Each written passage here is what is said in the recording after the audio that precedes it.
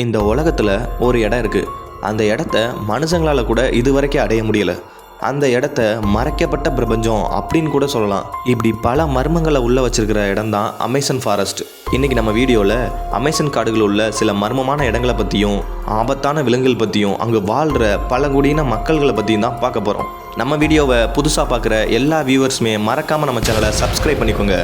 வாங்க வீடியோக்குள்ளே போகலாம். நான் உங்கள் Vicky. Welcome to Vicky mysteries. Amazon காடுகள் கிட்டத்தட்ட 9 நாடுகள் வரை பரவி காணப்படுது. 72 லட்சம் சதுர கிலோமீட்டர் பரப்பளவை கொண்டது. கிட்டத்தட்ட நம்ம இந்தியாவோட பெருசுன்னு வச்சுக்கலாம். இந்த அமேசான் காட்டில் எக்கச்சக்கமான விலங்குகளும் பறவைகளும் தாவரங்களும் வாழ்ந்துட்டு வருது. இந்த அமேசான் காட்டில் உள்ள சில மர்மமான இடங்களை பற்றி ஃபர்ஸ்ட் நம்ம பார்ப்போம். Boiling river. இந்த நதியோட தண்ணி கிட்டத்தட்ட 90 டிகிரி செல்சியஸ்லேருந்து 100 டிகிரி செல்சியஸ் வரை இருக்கும். இந்த நதி ஏன் இவ்வளோ ஹீட்டாக இருக்குன்னு இப்போ வரைக்கும் விஞ்ஞானிகளால் கண்டுபிடிக்க முடியல. அது மட்டும் இல்லாமல் அந்த நதியில் ஏதாவது ஒரு விலங்கு விழுந்துச்சுன்னா கொஞ்ச நேரத்தில் கரைஞ்சி சாம்பலாகிறத அங்கே இருக்கிற விஞ்ஞானிகள் பதிவு பண்ணியிருக்காங்க. இந்த நதிக்கிட்ட எந்த ஒரு வால்கனாவும் இல்லை. அப்புறம் ஏன் இந்த நதி இவ்வளோ சூடாக இருக்குது இது வரைக்கும் கண்டுபிடிக்க முடியல. புரியாத மர்மமாக தான் இருக்குது. Amazon black zones. இந்த இடத்துல ஜிபிஎஸ் காம்பஸ் எதுவுமே வேலை செய்யாது. அந்த இடத்துக்கு போன சில பேர் என்ன சொல்கிறாங்கன்னா, அங்கே வீசுகிற காற்று, கேட்குற சவுண்டு, திடீர்னு மாறுற டெம்பரேச்சர் இதெல்லாமே விசித்திரமாக மனுஷ உடம்புல ஏதோ ஒரு பாதிப்பை ஏற்படுத்துது அப்படின்னு அங்கே போனவங்க எல்லாருமே சொல்கிறாங்க. Amazon sink holes. அமேசான் காடுகளில் பெரிய குழிகள் காணப்படுது. இந்த குழிகள் எல்லாம் சேட்டலைட்டுக்குமே தெரியாது. நம்ம தெரியாமல் போய் தவறி விழுந்தோம்னா அவ்வளோதான். கிட்டத்தட்ட 300 அடி ஆழம் வரைக்கும் இந்த குழிகள் இருக்கும். நிறையா பேர் இந்த குழிகளில் விழுந்து காணாமல் போனதா கவர்மெண்ட் ரெக்கார்டே இருக்குது. இந்த உலகத்திலேயே அதிகமான ட்ரைப்ஸ் அமேசான் பகுதிகளில் மட்டும்தான் வாழ்கிறாங்க. அங்கே போகிறது ரிஸ்க்குங்கிறதுனால அங்கே உள்ள கவர்மெண்ட் அங்கே போகிறதுக்கு தடை பண்ணியிருக்காங்க. 1925களில் பெர்சி ஃபாசிட் அப்படிங்கிற ஒரு பிரிட்டிஷ் சயின்டிஸ்ட் தொல்பொருள் நகரமான சிட்டி ஆஃப் ஜெட் அப்படிங்கிற ஒரு பழமையான நகரத்தை தேடி அமேசான் காட்டுக்குள்ளே போகிறாரு. போன அவர் இதுவரை திரும்பவே இல்லை. அவரை தேடி 100க்கும் மேற்பட்டவங்க போயிருக்காங்க. அவங்களும் காணாமல் தான் போயிருக்காங்க. இதுவரை அவங்களோட தடயங்களோ எச்சங்களோ எதுவுமே இதுவரை கிடைச்சதில்லை.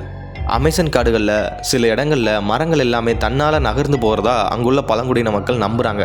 ஆனால் அறிவியல் பூர்வமாக இதுக்கு ஒரு எந்த ஆதாரமும் இது வரைக்கும் கிடைக்கல.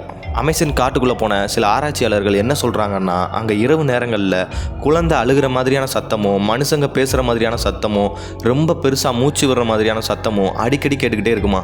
இந்த சத்தங்களெல்லாம் அந்த ஆராய்ச்சியாளர்கள் ரெக்கார்ட் பண்ணியிருக்காங்க. அது மறுநாள் ப்ளே பண்ணும்போது எந்த ஒரு சவுண்டுமே கேட்கலையாம். இதெல்லாம் ரொம்ப விசித்திரமான அனுபவமாக இருக்குன்னு அங்குள்ள ஆராய்ச்சியாளர்கள் சொல்லியிருக்காங்க. அமேசான் காடுகளை மனிதர்கள் போகவே முடியாத, மனிதர்களால் புரிஞ்சு கொள்ளவே முடியாத ஒரு மர்மமான இடம்னே சொல்லலாம். இப்போ அமேசான் காட்டில் உள்ள ஆபத்தான விலங்குகளை பற்றி பார்க்க போகிறோம். கிரீன் அனகொண்டாஸ். இந்த அனகொண்டாக்கள் எல்லாமே அமேசான் காடுகளில் பரவலாக காணப்படுது. இது கிட்டத்தட்ட 300 கிலோ எடை வரைக்கும் இருக்கும். நல்லா வளர்ந்த ஒரு முழு மாட்டையே சாப்பிட்ற அளவுக்கு இதுக்கு சக்தி இருக்குது. இந்த அனகொண்டாக்கள் எல்லாமே நம்ம எதுக்கவே இருந்தாலும் அவ்வளோ சீக்கிரமாக நம்மளால் பார்க்க முடியாது.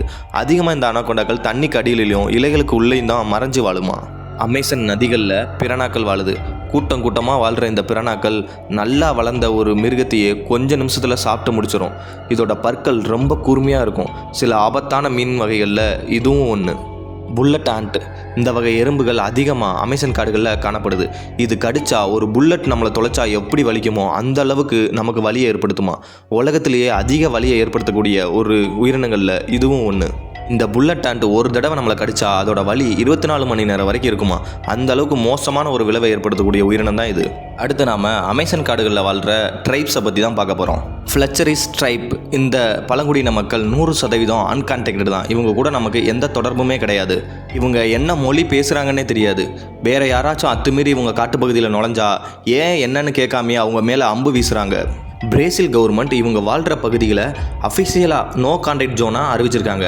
2017களில் கோல்டு மைனர் சில பேர் காடு வெட்டுற வேலைக்காக அவங்க வாழ்கிற பகுதிக்கு போயிருக்காங்க. அதுக்கப்புறம் அவங்க திரும்பவே இல்லை. அவங்களோட எலும்புகளை மட்டும்தான் கண்டுபிடிச்சிருக்காங்க. யனோமாமி ட்ரைப்ஸ். இவங்கள ஆவிகளோட பேசுகிற பழங்குடியினர் அப்படின்னு சொல்லுவாங்க. பிரேசில் மற்றும் வெனிசுலா பகுதிகளில் 35,000 பழங்குடியின மக்கள் வசிக்கிறாங்க. இந்த பழங்குடியின மக்களோட குடும்ப உறுப்பினர்களில் யாராவது இறந்துட்டா அவங்க எலும்புகளை தூளாக்கி குடிக்கிற வழக்கத்தை மரபாக வச்சுருக்காங்க.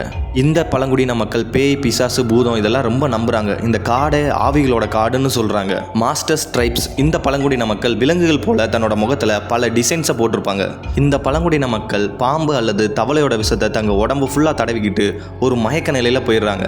அந்த மயக்க நிலையில தன்னால வேறொரு உலகத்தை பார்க்க முடியுதுன்னு சொல்றாங்க. இந்த பழங்குடியின மக்கள் எல்லாருமே தங்களால வேறொரு உலகத்தை பார்க்க முடியும்னு நம்புறாங்க. இன்னைக்கு வரைக்கும் மனிதர்களால நுழையவே முடியாத அமேசான் காடுகளை பத்தி நீங்க என்ன நினைக்கிறீங்கன்னு கமெண்ட்ல சொல்லுங்க. இது மாதிரியான மர்ம கதைகளை தெரிஞ்சுக்க மறக்காம நம்ம சேனலை சப்ஸ்கிரைப் பண்ணிக்கோங்க.